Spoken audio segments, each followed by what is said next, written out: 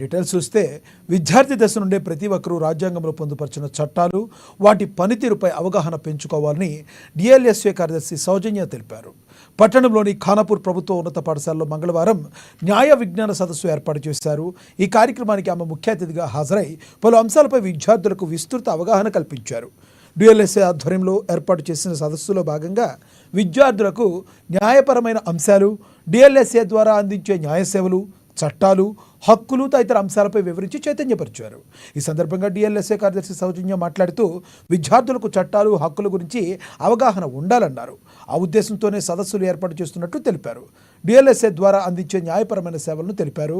ఈ కార్యక్రమంలో న్యాయవాదులు, ప్రభుత్వ పాఠశాల ఉపాధ్యాయులు, విద్యార్థులు పాల్గొన్నారు. అంతకుముందు రాజ్యాంగ నిర్మాత డాక్టర్ బిఆర్ అంబేద్కర్ చిత్రపటం వద్ద కొవ్వొత్తి వెలిగించి జ్యోతి ప్రజ్వలన చేశారు. కొన్ని వేల చట్టాలు ఉన్నాయి, ఒక 5,000 చిల్లర చట్టాలు ఉన్నాయి. ఆ చట్టాలన్నిటికీ కూడా మూల రూపం అంటే ఫాదర్ ఆఫ్ ఆల్ లాస్ ఏంటంటే కాన్స్టిట్యూషన్. మనకి రాజ్యాంగం నుంచే మనం ఈ చట్టాలన్నిటినీ కూడా క్రియేట్ చేయడం జరిగింది. సో అంటే కాన్స్టిట్యూషన్ రాజ్యాంగంలో ప్రధానంగా మనకి హక్కుల గురించి, బాధ్యతల గురించి చెప్తారు.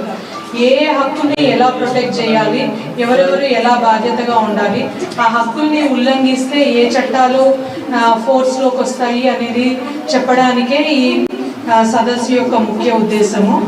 మనకి ఇప్పుడు ఇన్ని 5,000 చట్టాలు ఉన్నా కానీ ఇన్ని చట్టాలు కూడా తెలుసుకోవాల్సిన అవసరము మనందరికీ అవసరం లేదు.